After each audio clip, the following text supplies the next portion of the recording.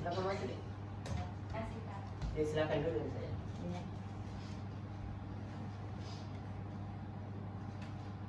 Maaf dek, tadi ku dengar kita ada sedikit masalah. Jadi kita kupanggil ke ruangan ini untuk bisa kak bantu ki selesaikan masalah tak. Dan juga ini termasuk pemenuhan tugas praktek kuliah dari dosen saya dek. Oh, iya kak. Bisa aja saling membantu nih kak. Oh iya, tadi di kelas belajar apa dek? Tadi itu kak di kelas saya belajar fisika, terus sekarang lanjut pelajaran matematika dan juga kebetulan gurunya itu berhalangan kita untuk masuk, jadi saya kesini kak. Oh, guru matematikanya berhalangan masuk ya dek? Iya kak. Jadi dek, apa masalah tak yang mau kita ceritakan? Anu kak, tapi masih ragu kakak, bagaimana caranya bisa kamu cerita? Oke dek, tidak perlu ragu-ragu. Sebelumnya di sini kan banyak kak, banyak kak mau selesaikan tugas praktek kuliah. Jadi bisa ki pilih sama siapa ki mau bercerita, bisa sama saya dan bisa sama kakak-kakak lainnya. Saya kak mungkin sama kita bertanya. Nah, oke deh, karena berhubung kita pilih saya harap adek jangan ragu-ragu untuk menyampaikan apa masalahnya. Kalau masih ragu-ragu, adek tenang ya. Kakak sebagai konselor terkait dengan yang namanya kode etik. Ada asas kerahasiaan.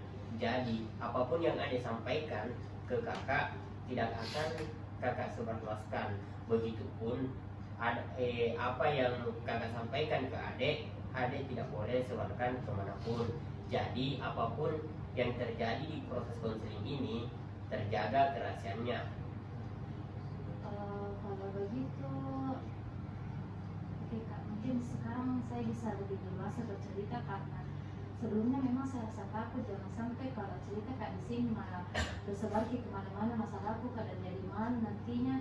Tapi karena sudah dibilang tidak akan disebarluaskan, mungkin saya sudah bisa cerita kak. Oke, supaya proses konseling ini berjalan dengan lancar, berharap kak supaya aktif ki dalam menyampaikan masalah tak, supaya bisa ki sama-sama tahu apa kabar dan solusi terbaik dari masalah tadi. Ya kak, insya Allah. Mungkin sebelum kita memasuki proses konseling, kita tentukan dulu kontraknya, kontrak waktunya. Kalau dari kakak, bagaimana kalau kita mulai dari sekarang selama 30 menit ke depannya?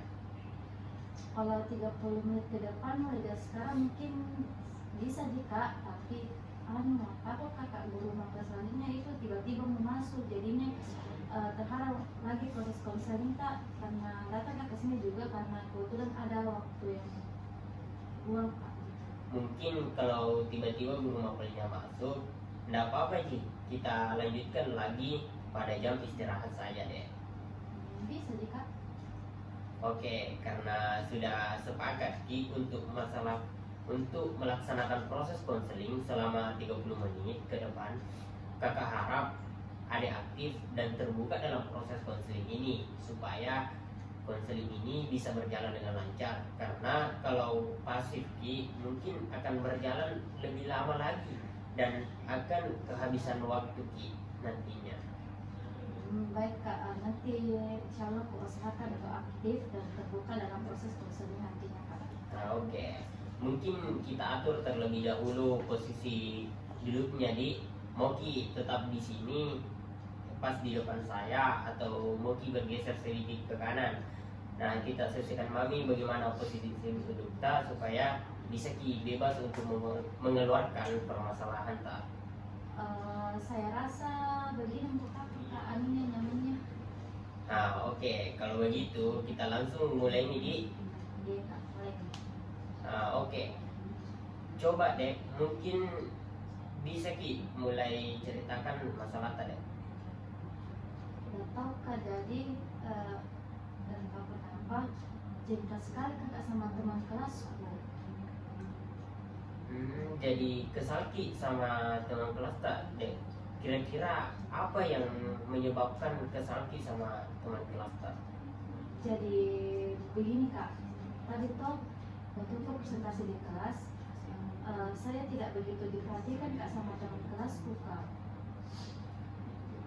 Jadi ceritanya jadi ceritanya Ade ini merasa kesal ya sama teman kelasnya karena tidak diperhatikan saat presentasi di dalam kelas.